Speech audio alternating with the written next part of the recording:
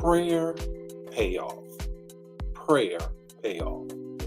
Let's talk about prayer this morning, in as much that I know you're here for devotion, but there are times when we need to really press in to understanding, get a whole different idea about prayer.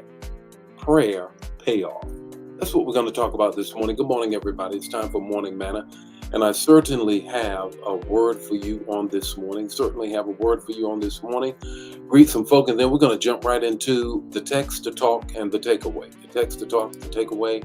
Let me say good morning to you, Erica. How are you on this morning? Good morning, Elder Jan. How are you on this morning? Carolyn, how are you on this morning? Minister Sent, how are you on this morning?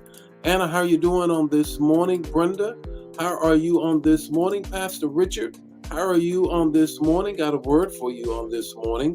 Patricia, how are you? Pat, how are you? Gloria, how are you all doing on this morning? This morning, we want to deal with prayer. What does that mean? And today, of course, is leap year day, and we got an extra day this year, 366 days. Leap year is always the year of election. Every 4 years, it's the year that my eldest sister, gets a birthday too. She was born on this day, so she either takes today or the 1st of March. If she divided by 4, she might be at least a fourth younger than she's showing right now. But nevertheless, I want you to really shout out a happy birthday to her today. She's 80 years old today. I'm the youngest of 11. And the eldest is with the Lord, and she is the eldest that is left. So bless God. Let me greet some more folk, and then we're going to jump right into the word on this morning. Good morning, Verena. How are you? Ramona, how are you on this morning? Gloria, how are you on this morning? Patrice, how are you on this morning? This morning, I want to deal with the whole thing about prayer. The payoff of prayer. The text to talk, the takeaway. The text is this, Luke 5:16. But Jesus often, underline that word often, withdrew to lonely places and prayed. Jesus often withdrew to lonely places. Get the description that Luke makes. The physician is always detailed and a great storyteller. He says Jesus would often withdraw to a lonely place and pray. Could have said any kind of place, but notice that he said a lonely place. So let me give you the talk about the text. But before I do, let me give you the context of it. There are at least 10 citations of Jesus praying. But when Luke lifts it up, he says he often did this. So we don't have the accurate number. We do have the minimum number, and we have to suspect that it's even more than that. I want to raise the question before we get into the talk. Why does a 100% divine and 100% man need to pray? You're God on earth. Why do you need to pray? There must be a payoff to prayer. Why does Thessalonians, when Paul writes to the church at Thessalonica, says pray without ceasing? What is it about prayer that more often than not, Paul would either begin his letters, his epistles to the churches with that I'm always praying for you, or in his letters that way? What is the payoff of prayer? I raise this question mainly because I believe that there is. So let's dig deeper.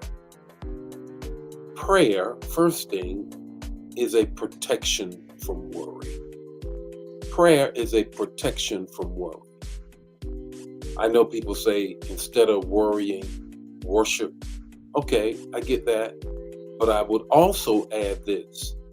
Instead of me wringing my hands, instead of me texting everybody, instead of me wondering what is going to happen to me, let me have a conversation in a lonely place, which implies that when I do pray the way I need to pray, it's not going to be a whole lot of folk around me. And it may be a time of loneliness, a time of separation.